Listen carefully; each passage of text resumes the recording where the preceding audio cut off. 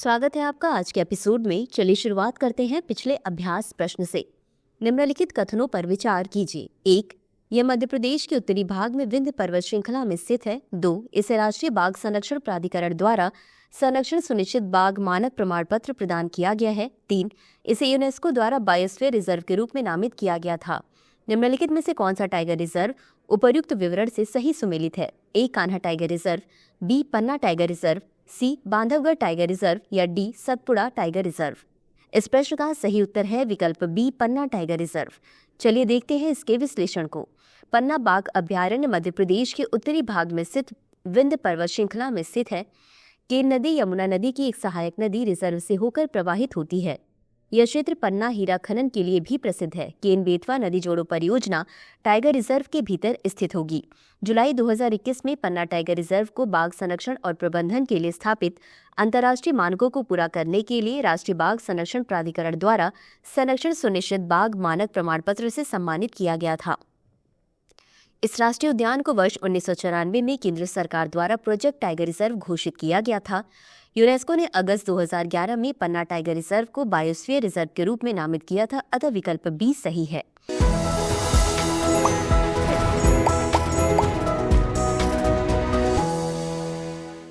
तो चलिए शुरुआत करते हैं आज के एपिसोड की पहले प्रश्न से।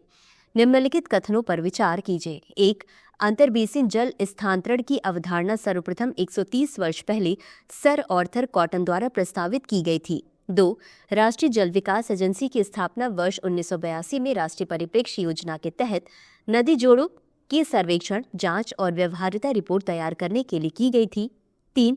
केन बेतवा लिंक परियोजना वर्ष 1980 की राष्ट्रीय परिप्रेक्ष्य योजना के तहत भारत की पहली नदी जोड़ो पहल है, जिसका कार्यान्वयन केन बेतवा लिंक परियोजना प्राधिकरण द्वारा किया जा रहा है। उपर्युक्त में से कितने कथन सही है या सही है? ए केवल 1, बी केवल 2, सी सभी 3, डी कोई नहीं। इस प्रश्न का सही उत्तर है विकल्प सी सभी 3। चलिए देखते हैं इसके विश्लेषण को। अंतर्बेसिन जल स्थानांतरण की अवधारणा सर्वप्रथम 130 वर्ष पहले सर आर्थर कॉटन द्वारा प्रस्तावित की गई थी, अतः कथन 1 सही है। राष्ट्रीय जल विकास एजेंसी की स्थापना वर्ष 1982 में राष्ट्रीय परिप्रेक्ष्य योजना के तहत नदी लिंक के लिए सर्वेक्षण, जांच और व्यवहार्यता रिपोर्ट तैयार करने के लिए की गई थी, अतः कथन 2 सही है।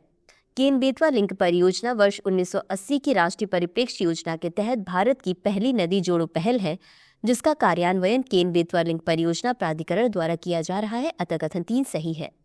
इसका उद्देश्य मध्य प्रदेश में केन नदी से अधिशेष जल को उत्तर प्रदेश में बेतवा नदी में स्थानांतरित करना है, जो दोनों यमुना की सहायक नदियां हैं।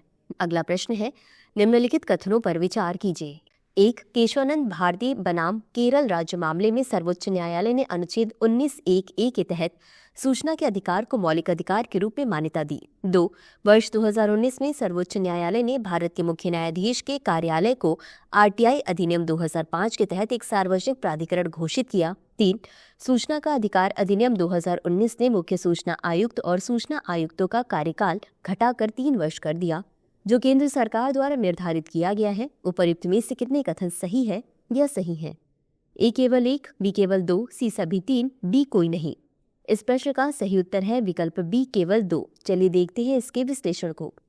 सूचना का अधिकार अधिनियम 2005 उत्तर प्रदेश राज्य बनाम राज्य नारायण 1975 के मामले में सर्वोच्च न्यायालय ने संविधान के अनुच्छेद 19(1)(a) के तहत भाषण और अभिव्यक्ति की स्वतंत्रता के मौलिक अधिकार के हिस्से के रूप में सूचना के अधिकार को मान्यता दी, अतः कथन 1 सही नहीं है।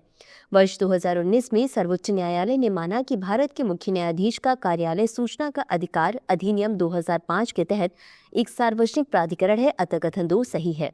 सूचना का अधिकार संशोधन अधिनियम 2019 ने मुख्य सूचना आयुक्त और सूचना आयुक्तों के कार्यकाल को केंद्र सरकार द्वारा निर्धारित 3 वर्ष के कार्यकाल में बदल दिया, जो पिछले 5 वर्ष के कार्यकाल को प्रस्थापित करता है, अतः कथन 3 सही है। अगला प्रश्न है, क्रय प्रबंधक सूचकांक का सबसे अच्छा वर्णन निम्नलिखित में से किसमें किया गया है? 1. यह शेयरों की एक चयनित समूह के आधार पर शेयर बाजार के समग्र प्रदर्शन का एक माप है। बी. यह एक आर्थिक संकेतक है जो विनिर्माण एवं सेवा क्षेत्रों में आर्थिक प्रवृत्तियों की प्रचलित दिशा को दर्शाता है। सी. यह मौद्रिक नीति का मार्गदर्शन करने के लिए केंद्रीय बैंकों द्वारा निर्धारित बेंचमार्क ब्याज दर है। डी. यह वस्तुओं एवं सेवाओं की एक निश्चित टोकरी की लागत में परिवर्तन का एक सांख्यिकीय माप है। इस प्रश्न का सही उत्तर है विकल्प बी। चलिए देखते हैं इसके विश्लेषण को। क्रय प्रबंधक सूचकांक यानी PMI यह एक सर्वेक्षण आधारित प्रणाली है जिसमें संगठनों से पिछले महीने की तुलना में प्रमुख व्यावसायिक परिवर्ती कारकों की वजह से हुए परिवर्तन के फलस्वरूप उनकी धारणा में आए बदलाव के बारे में जानकारी प्राप्त की जाती है। PMI का उद्देश्य कंपनी के निर्णय निर्माताओं, विश्लेषकों और निवेशकों को वर्तमान एवं भविष्य की व्यावसायिक स्थितियों के बारे में जानकारी प्रदान करना है। इसके विनिर्माण और सेवा सेक्टर के लिए अलग अलग गणना की जाती है और फिर एक कंपोजिट इंडेक्स भी बनाया जाता है।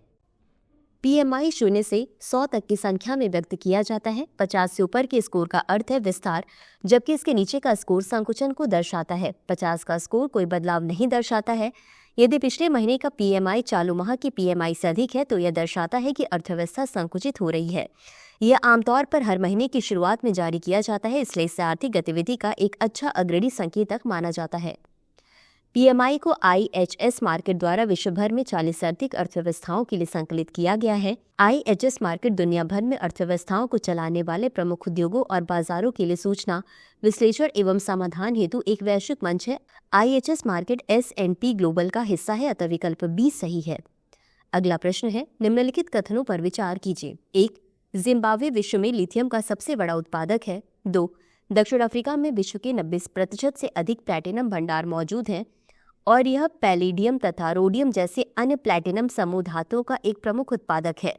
3. भारत वर्तमान में अपनी तेल मांग का आधे से अधिक हिस्सा अफ्रीका से प्राप्त करता है। उपर्युक्त में से कितने कथन सही है या सही हैं? ए केवल 1, बी केवल 2, सी केवल 3, डी सभी 3। इस प्रश्न का सही उत्तर है विकल्प ए केवल 1। चलिए देखते हैं इसके विश्लेषण को। जिम्बाब्वे लिथियम का छठा सबसे बड़ा उत्पादक है, अतः कथन 1 सही नहीं है। ऑस्ट्रेलिया विश्व का सबसे बड़ा लिथियम उत्पादक है जिसका वर्ष 2023 में अनुमानित उत्पादन 86,000 मीट्रिक टन रहा।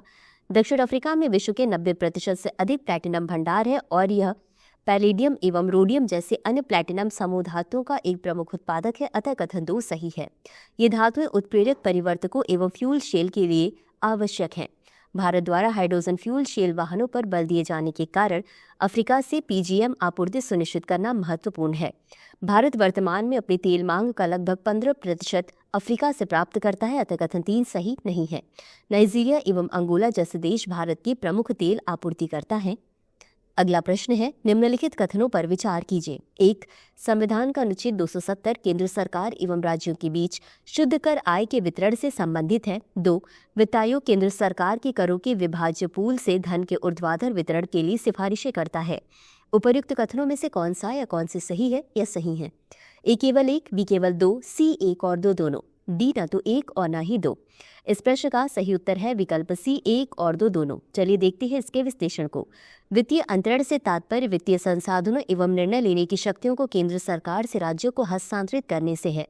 संविधान का अनुच्छेद 270 केंद्र सरकार और राज्यों के बीच शुद्ध कर आय के वितरण की रूपरेखा प्रदान करता है, अतः कथन 1 सही है। प्रत्येक 5 वर्ष में गठित वित्त आयोग केंद्र सरकार के करों के विभाज्य पूल से धन के ऊर्ध्वाधर वितरण के संबंध में सिफारिशें करता है, अतः कथन 2 सही है। अगला प्रश्न है, निम्नलिखित में से कौन सा कारण सबसे बेहतर रूप से इस बात पर प्रकाश डालता है कि प्रवासी भारतीय दिवस मनाने के लिए 9 जनवरी को ही क्यों चुना जाता है? ए. यह उस दिन का प्रतीक है जब महात्मा गांधी स्वतंत्रता आंदोलन का नेतृत्व करने के लिए दक्षिण अफ्रीका से भारत लौटे थे। बी. यह भारतीय संविधान को अपनाए जाने के स्मरण में मनाया जाता है। सी. यह दिवस भारत की अर्थव्यवस्था में अनिवासी भारतीयों के योगदान पर केंद्रित है। डी. यह वह दिन है जब भारत को ब्रिटिश शासन से स्वतंत्रता मिली थी। इस प्रश्न का सही उत्तर है विकल्प ए। चलिए देखते हैं इसके विश्लेषण को। प्रवासी भारतीय दिवस यानी पीबीडी वर्ष 2003 से प्रतिवर्ष 9 जनवरी को भारतीय प्रवासियों एवं देश के विकास में प्रवासी भारतीय समुदाय के योगदान के स्मरण में मनाया जाता है। इस अवसर को मनाने के लिए 9 जनवरी का दिन इसलिए चुना गया क्योंकि वर्ष 1915 में इस दिन महात्मा गांधी दक्षिण अफ्रीका से भारत लौटे थे और उन्होंने भारत के स्वतंत्रता संग्राम का नेतृत्व किया था। वर्ष 2015 से इसके प्रारूप को संशोधित कर प्रत्येक 2 वर्ष में एक बार प्रवासी भारतीय दिवस मनाना शुरू किया गया तथा इस अवधि में विषय आधारित प्रवासी भारतीय दिवस सम्मेलन आयोजित किए जाते हैं, अतः विकल्प ए सही है। अगला प्रश्न है, एमपॉक्स के संबंध में निम्नलिखित कथनों पर विचार कीजिए। 1. एमपॉक्स, जिसे मंकी पॉक्स के नाम से भी जाना जाता है, एक डीएनए वायरस है। 2. इस वायरस की पहचान सर्वप्रथम वर्ष 1958 में बंदरों में हुई थी, लेकिन अब यह मनुष्यों को भी संक्रमित करता पाया गया है। 3. यद्यपि एमपॉक्स यौन संपर्क के माध्यम से फैल सकता है, लेकिन इसे यौन संचालित रोग नहीं माना जाता है। उपर्युक्त में से कितने कथन सही नहीं है या नहीं है? ए केवल 1, बी केवल 2, सी सभी 3, डी इनमें से कोई नहीं। इस प्रश्न का सही उत्तर है विकल्प डी, इनमें से कोई नहीं। चलिए देखते हैं इसके विश्लेषण को। एमपॉक्स जिसे मंकी पॉक्स के नाम से भी जाना जाता है, एक डीएनए वायरस है, अतः कथन 1 सही है। यह पोक्स विरिडे परिवार से संबंधित है, जिसमें बड़े डबल स्ट्रैंडेड डीएनए वायरस होते हैं। इस वायरस की पहचान सर्वप्रथम वर्ष 1958 में बंदरों में हुई थी, लेकिन अब यह मनुष्यों को भी संक्रमित करता पाया गया है, अतः कथन 2 सही है। एमपॉक्स मुख्य रूप से पशुओं, विशेषकर कृंतकों और प्राइमेट से सीधे संपर्क या दूषित वस्तुओं के माध्यम से मनुष्यों में फैलता है। हालांकि एमपॉक्स यौन संपर्क के माध्यम से फैल सकता है, लेकिन इसे यौन संचालित रोग नहीं माना जाता है, अतः कथन 3 सही है। मनुष्यों में एमपॉक्स संक्रमण आमतौर पर बुखार, सिरदर्द, मांसपेशियों में दर्द और एक विशिष्ट दाने के साथ होता है, जो मैकुलस से लेकर पपल्स और फिर वेसिकल्स और पस्ट्यूल्स तक बढ़ता है। अगला प्रश्न है, निम्नलिखित कथनों पर विचार कीजिए। 1. उन्हें पाई के निकटतम अनुमानित मान की गणना के लिए जाना जाता है। 2. उन्होंने सबसे पहले बताया कि चंद्रमा और ग्रह सूर्य के प्रकाश के परावर्तन के कारण चमकते हैं। 3. उन्होंने गणित में स्थान मूल्य प्रणाली का प्रयोग किया, जिससे बाद में दशमलव प्रणाली के औपचारिकीकरण की नींव रखी। निम्नलिखित में से कौन सा व्यक्तित्व उपरोक्त विवरण से सबसे अधिक मेल खाता है? ए. आर्यभट्ट, बी. पाइथागोरस, सी. अल-ख्वारिज़्मी, डी. ब्रह्मगुप्त। इस प्रश्न का सही उत्तर है विकल्प ए, आर्यभट्ट। चलिए देखते हैं इसके विश्लेषण को। आर्यभट्ट भारतीय गणित और भारतीय खगोल विज्ञान के शास्त्री युग के प्रमुख गणितज्ञ खगोलविदों में से प्रथम थे। उनके कार्यों में आर्यभट्ट और आर्य सिद्धांत शामिल हैं। उन्हें पाई के निकटतम अनुमानित मान की गणना के लिए जाना जाता है। उन्होंने सबसे पहले बताया कि चंद्रमा और ग्रह सूर्य के प्रकाश के परावर्तन के कारण चमकते हैं। उन्होंने गणित में स्थान मूल्य प्रणाली का प्रयोग किया, जिससे बाद में दशमलव प्रणाली के औपचारिकीकरण की नींव रखी, अतः विकल्प ए सही है। अगला प्रश्न है, 69वें संविधान संशोधन अधिनियम 1991 के संबंध में निम्नलिखित कथनों पर विचार कीजिए। 1. इसमें अनुच्छेद 239 ए को शामिल किया गया, जिसके तहत दिल्ली विधानसभा और उपराज्यपाल की स्थापना की गई, जिसमें एलजी विधानसभा की सलाह पर कार्य करेंगे। 2. सहायता और सलाह खंड केवल राज्य और संवर्ती सूची के अंतर्गत आने वाले मामलों पर लागू होता है, जिसमें सार्वजनिक व्यवस्था, पुलिस एवं भूमि शामिल नहीं है। उपर्युक्त कथनों के संबंध में निम्नलिखित में से कौन सा सही है? ए केवल 1, बी केवल 2, सी 1 और 2 दोनों, डी न तो 1 और न ही 2। इस प्रश्न का सही उत्तर है विकल्प सी, 1 और 2 दोनों। चलिए देखते हैं इसके विश्लेषण को। दिल्ली प्रारंभ में संविधान की अनुसूची 1 में सूचीबद्ध एक केंद्र शासित प्रदेश था, किंतु संविधान 69वें संशोधन अधिनियम 1991 के माध्यम से अनुच्छेद 239 ए के तहत इसका नाम बदलकर राष्ट्रीय राजधानी क्षेत्र कर दिया गया। भारतीय संविधान में 69वें संविधान संशोधन अधिनियम 1991 द्वारा अनुच्छेद 239 ए जोड़ा गया, जिससे दिल्ली एक केंद्र शासित प्रदेश बन गया, जिसमें एक विधानसभा होगी और विधानसभा की सहायता तथा सलाह से एक उपराज्यपाल इसका प्रशासन करेगा, अतः कथन 1 सही है। सहायता और सलाह खंड केवल राज्य तथा समीपवर्ती सूची के तहत मामलों पर लागू होता है, जिसमें सार्वजनिक व्यवस्था, पुलिस एवं भूमि शामिल नहीं, अतः कथन 2 सही है। तो चलिए अंत में देखते हैं आज के अभ्यास प्रश्न को। निम्नलिखित कथनों पर विचार कीजिए। कथन 1, दिव्यांगजन अधिकार अधिनियम 2016 के तहत केंद्र और राज्य सरकारों को सभी योजनाओं तथा कार्यक्रमों का नियमित सामाजिक ऑडिट करना आवश्यक है। कथन 2, सामाजिक ऑडिट सरकार और सेवा प्रदाताओं की जवाबदेही को विकसित करने तथा मजबूत करने में महत्वपूर्ण भूमिका निभाती है। उपर्युक्त कथनों में से कौन सा सही है? ए, कथन 1 और कथन 2 दोनों सही और कथन 2 कथन 1 की सही व्याख्या है। बी, कथन 1 और कथन 2 दोनों सही और कथन 2 कथन 1 की सही व्याख्या नहीं है। सी, कथन 1 सही है किंतु कथन 2 गलत है। डी, कथन 1 गलत है किंतु कथन 2 सही है। इस प्रश्न का उत्तर कमेंट बॉक्स में जरूर दें। आज के लिए बस इतना ही। धन्यवाद। डियर व्यूअर्स, अपने एग्जाम की तैयारी को और बेहतर करने के लिए हमारे चैनल को लाइक, शेयर और सब्सक्राइब करना न भूलें।